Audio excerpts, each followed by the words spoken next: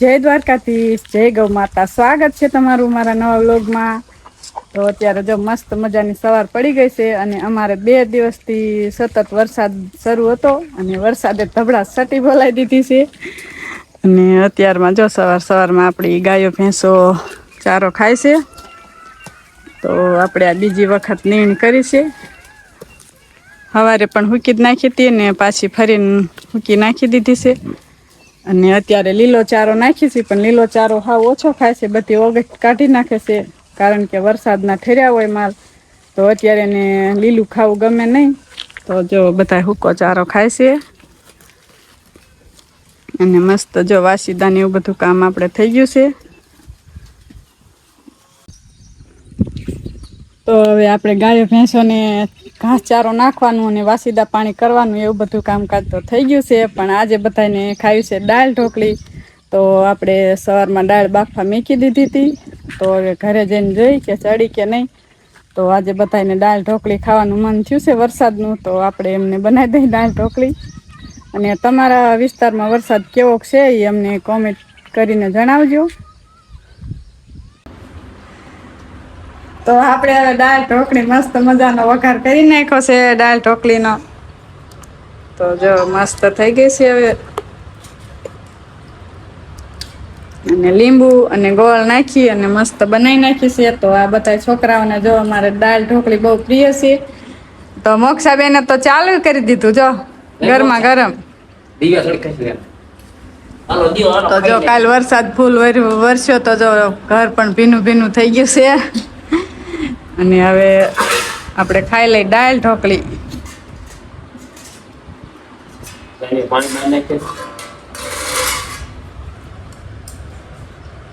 તો હાલો બધા વરસતા વરસાદમાં દાળ ઢોકળી ખાવા માટે. મારા મોક્ષાબેન ને બહુ વાલી કા દાળ ઢોકળી. તને દાળ ઢોકળી બહુ ભાવે? હાલો ચમચી દીધી બધાને આવી જાય. મમ્મી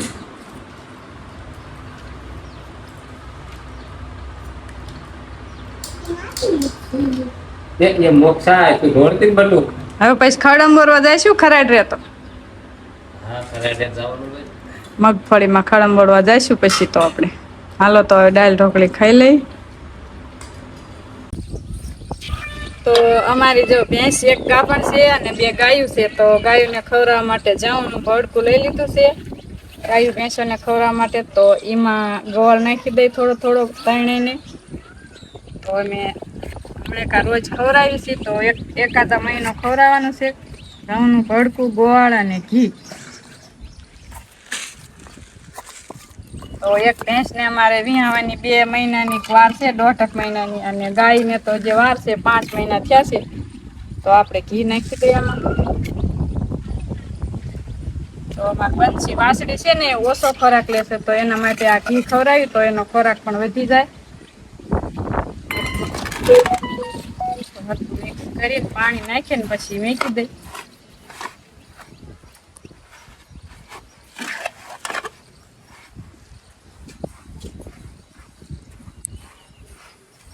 પાણી નાખી દો.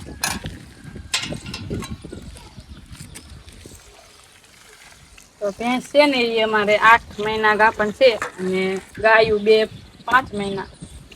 તો આ ત્રણેયને ભડકા મેકવાના છે.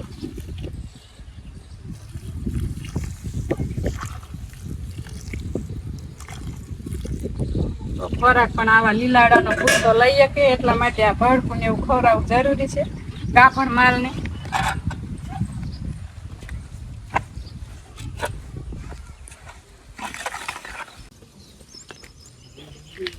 મસ્ત પાણીમાં પલાળી દીધું છે જવનું ભડકું. અને હવે રાહ જોઈ રહી છે આપણે ગાયું ભેંસું તો મેકી દઈ. હાલો તારે ખાવું છે નો ખાવા. તો આ ભેંસ અમારે બીજું વેતર ગાભણ છે. નંદની તારે અને ખાવાનું છે. અત્યારે જો તરસ્યા થયા છે તો ભૂખ્યા હોય એવા લાગે છે તો પછી પાણી પાવાનું થશે ભડકા ખાઈ લે એટલે. તો નંદની ગાયને પણ મેકી દીધું ભડકું. તો આ પણ અમારે ગાભણી છે 5 મહિના થયા છે. હવે બંસીને મેકવાનું બાકી છે. તો અમારી બંછી વાસળી આમ છેલ્લે આખું મેકજો થોડું આમ તો એ પણ જો 5 મહિના જો ગાભ છે ને તો એ પૂરતો ખોરાક લઈ શકતી નથી. તો ઘી ને એવું ખવડાવી તો પછી ખોરાક લઈએ કે ને આ અમારે દૂધણી છે ભેંસ તો એને તો ખાણ જડતું જ હોય. અને પાડ્યું ને બધા જો હવે તરસ્યા થયા છે તો હવે પાણી પણ પાવું છે ખાણ ખાઈ લે એટલે. અને આ ઝીંઝવો ઘાસ અમે કાલે સોંપવા પરમ દિવસે લાયા હતા પણ થોડો કમથો સોંપ્યો ત્યાં વરસાદ આવી ગયો ફૂલ તો જો ત્યારનો આમનામ પડ્યો છે લીલો સમ છે જે વરસાદ વરસતો હતો એટલે અત્યારે જ વાઈટ હોય એટલો તાજો છે જો. અને છોકરાઓ પણ જો આજે વરસાદ રહી ગયો છે તો એને પણ રમવાની ખૂબ મજા આવે છે જો તો બધા ફળિયામાં રમે છે ઊભા કરે છે.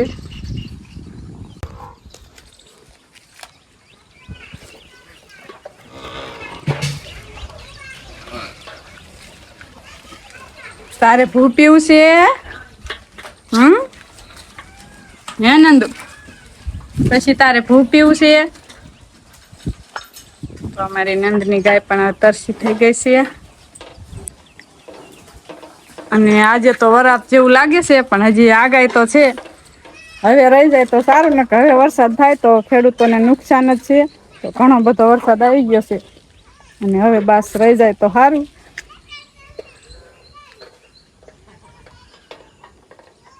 બે દિવસથી વરસાદ વરસતો હતો તો બાળકોને રમવાની બહાર મજા આવતી નથી ને અત્યારે જો વરસાદ રહ્યો છે તો બધાને જામો પડી ગયો રમવાનો. તો આ બધા જો કુબા કરે છે. તો ગલાસના કુબા કર્યા છે અને આ બાજુ અમારે કીર્તિબેન વાટકાના કરે છે. તો કપડાં નહીં બગડે હવે મોક્ષા ફોડી નાખું. હા ફોડી નાખું ને. ના ફોડી નાખું છું. હું ફોડી નાખું. તો મોક્ષાબેન એમ કે છે કે ફોડતા નહીં. તો એને કપડાની પણ જો પરવા નથી ને રમે છે બધા. બસ હવે બેટા હાથ ધોઈ નાખો હાલો. મોક્ષાને કેવું છે? માર મોક્ષા કુબા કરે જો. એ આવડે છે તમને? એ કેવો હો? થયો ઉપાડો જોઈએ ગ્લાસ. ઉપાડો જોઈએ થયો કુબો. કીર્તિ નહીં થયો તું ગ્લાસ ઉપાડતો તાર થયો. એટલે આવી કઈ જો.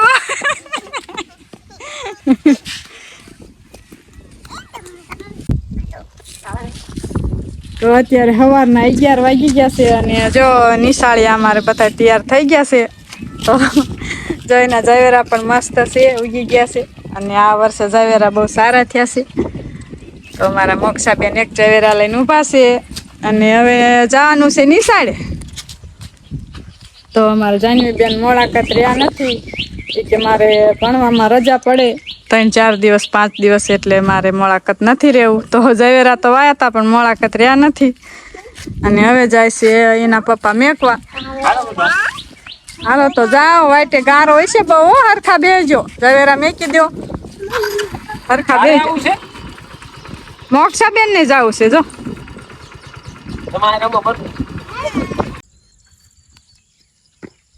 હવે બપોરા પાણી કરી લીધા છે અમે અને હવે આવી ગયા છે એ વાડીમાં. તો વાડીમાં કેમ આવ્યા છે? હા સોપવા માટે. હા તો જો મેં ઘાસ સોંપવાનું આજે ચાલુ કર્યું છે.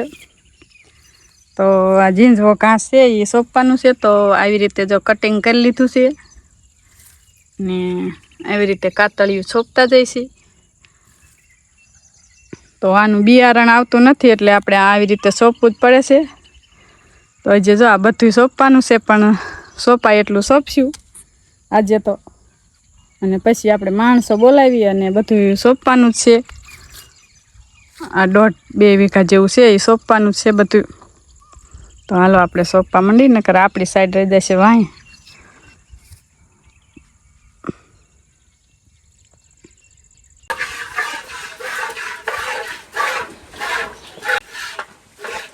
એમે ઘાસ સોંપી અને જો ગાયું ભેંસનો ટાઈમ થઈ ગયો તો આવી જશે. તો નીંદ નાખી દીધી પાણી પાઈ લીધા અને જો દોવાનો ટાઈમ થઈ જશે તો આપણે જોઈ લઈએ.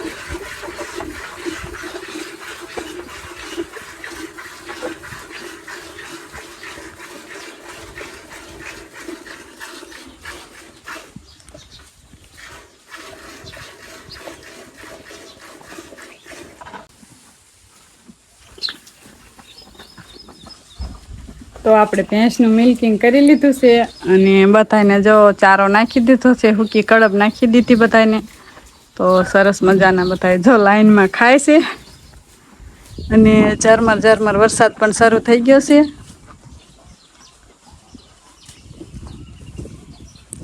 તો આજનો દિવસ કંઈક અમારે આવો રહ્યો.